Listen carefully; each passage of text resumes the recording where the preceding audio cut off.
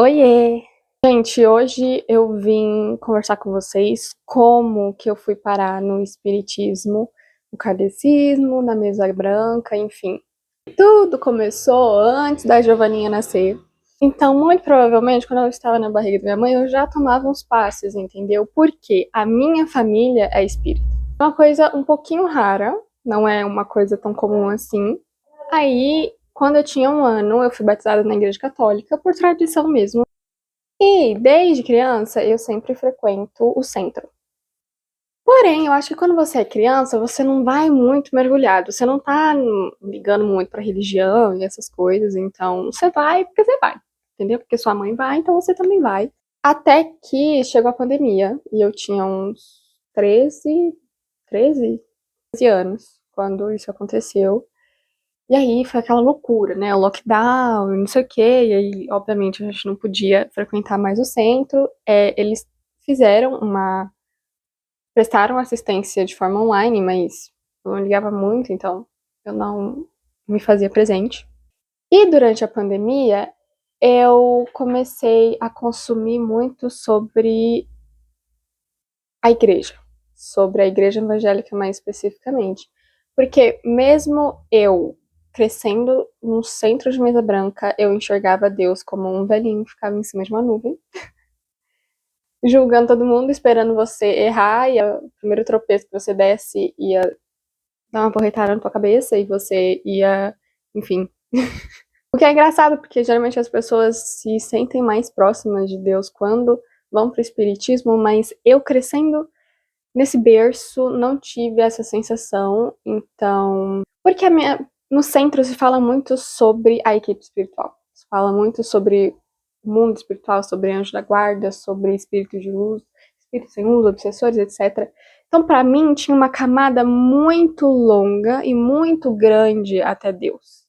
Entende? Então, eu não sentia que Deus estava aqui, próximo, perto.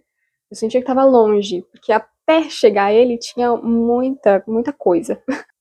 Por conta de uma influencer, ela falava sobre livros e eu sempre gostei de livros, então eu acompanhava ela.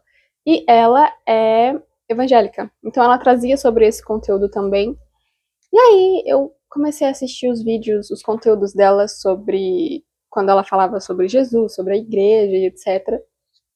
E eu fiquei fascinada, porque ela falava de Deus como pai. Ela falava de Jesus como alguém intangível, como alguém próximo. E eu, Giovanna, enxergava Jesus como só o coitado que veio morrer pela gente. Eu ia na igreja. Isso também é muita coisa de igreja católica. Não julgando a igreja católica, mas. Eu lembro que tem uma igreja que eu entrava quando eu era criança que tinha uma escultura de Jesus crucificado, deitado, assim, morto. O cara, por que a gente representa Jesus sempre como morto e não como aquele que ressuscitou, sabe? Então eu tinha essa imagem, e daí essa influenciadora me apresentou Jesus dessa forma, e eu fiquei apaixonada. E de repente eu me vi querendo comprar a Bíblia, lendo a Bíblia, acordando de manhã para fazer devocional. Por esse lado parece bonito, só que eu entrei num limbo muito perigoso, que é o da religiosidade. Eu acho que quando você. Eu vi uma pessoa falando sobre isso e nunca mais saiu da minha cabeça. Quando você começa um relacionamento com Deus, o primeiro estágio, que é um estágio que muitos não saem, é daquele que você quer agradar a Deus. Porque você, né, você reflete seus pensamentos em Deus que você vê na sociedade. Então você pensa que você precisa agradar a Deus para ser aceito. E isso é um pensamento tão equivocado. Mas era o que eu fazia, então tudo que falavam que era pecado, eu tentava e eliminava completamente da minha vida. E tudo aquilo que falavam que era certo, que eu tinha que fazer, que isso era o que Jesus queria, eu fazia. Só que muitas vezes, com isso, eu negava a minha essência. Então, esse é um lugar perigoso, é um lugar que muitas pessoas estão, e é por isso que a gente vê tantas notícias e tanta coisa de pessoas que fazem loucuras por conta da religião. Loucuras do tipo, nossa, não posso usar calça num dia frio chuvoso. Ou sustentar um chifre, não sei o quê. Enfim. E daí eu fui me privando de muitas coisas, eu fui me negando a muitas coisas, eu fui reduzindo a minha personalidade a muitas coisas, eu fui deixando de acreditar, deixando de consumir de muitas coisas pra tentar agradar Jesus. Tipo, cara. E daí isso se perdurou durante muito tempo. Antes de eu começar a explorar igrejas, eu comecei a fazer isso porque voltamos, né, tipo, saiu o lockdown, então a gente voltou à ressocialização, e aí eu lembro que a primeira palestra que eu fui assistir no centro, o cara falou, o orador, fez assim, não, porque nós temos dívidas de um monte de vidas passadas, de milênios de vidas passadas, e eu ouvi que se você ama Cristo, se você serve Jesus Cristo, você não pode acreditar em reencarnação. Então o que eu fiz? Na hora, não acredito mais. Então, quando aquele homem fez isso, aquilo me incomodou tanto. E eu falei, não vou mais no centro. E aí eu comecei a tentar me identificar em outro campo. Só que não ia. Não ia, eu não gostava, gente. Não gostava porque a igreja é muito cheia de cerimônia e pouco espiritual. É o que eu sinto, ok? É o que eu sinto. E isso não é uma coisa ruim. Porque você dedicar um tempo, umas horas num dia da semana pra ir louvar, pra ir adorar, é uma coisa boa. Só que não é isso que eu procuro. Não é isso que eu procurava. Eu queria envolvimento espiritual. Porque eu tenho essa necessidade de me desenvolver dessa forma. Então a igreja pra mim não funciona. Não funcionou. E era uma coisa que minha mãe não gostava muito. Minha mãe queria que eu fosse no centro e ponto acabou, só que eu não queria. E aí eu fui explorar novas igrejas, então eu fui na igreja evangélica, eu fui na igreja mormon, eu fui na igreja católica. Quando eu fui na mormon foi um grande boom quando minha mãe soube. Eu não assimia nada demais, não vejo nada demais, não é uma religião que eu me identifico, mas na época eu tava explorando. Eu vi que eu não me identificava, então eu já ia sair, só que aí minha mãe fez o escândalo dela, minha mãe começou a me proibir de sair de casa. Eu falava que ia em tal lugar, ela surtava, porque ela achava que eu não estava indo em tal lugar, que eu estava indo na igreja do Mormon. Ai, gente, um verdadeiro inferno, tá? Sei que briguei com minha mãe, foi um caos, e aí nunca mais fui. Falei, não acredito mais em Deus, não quero saber de religião, e aí comecei a não ir mais em lugar nenhum. Eu acho que eu tinha uns 16 anos. E daí eu comecei a ficar um pouco incomodada com isso, porque aí eu briguei com a minha mãe, aí eu comecei a não ir mais em igreja nenhuma, em lugar nenhum, e eu fiquei incomodada porque mesmo que eu fizesse devocional, parecia que não ia, porque eu via pregações na internet, e eu via testemunho das pessoas falando que viveram coisas sobrenaturais, e tarará, tarará, e eu ficava, cara, eu quero viver isso, e por que que eu não vivo? E do contrário, tipo assim, todo final de semana, praticamente, uma pessoa incorpora na casa da minha avó, é gente que vê vulto, é minha mãe psicografa, tipo, cara, o que há de errado comigo? O lugar, o ambiente.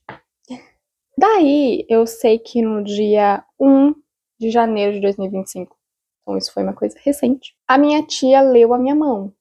Porque assim, gente, minha família tem dessas, entendeu? Ou lê carta, ou lê mão, é umas coisas assim. Então ela leu a minha mão, falou muitas coisas. E ela disse que eu precisava desenvolver meu espiritual. Enfim, ela falou um negócio lá que eu precisava desenvolver. É basicamente isso. Aí eu falei assim, ai, quer saber? Vou parar de ser orgulhosa, vou parar de ser chata. E eu vou voltar pro centro. Isso foi um grande... Foi uma disruptura pra mim, possamos dizer. Porque quando eu briguei com a minha mãe, eu pensei comigo mesmo, só piso no centro morta. Não vou no centro, não quero saber do centro.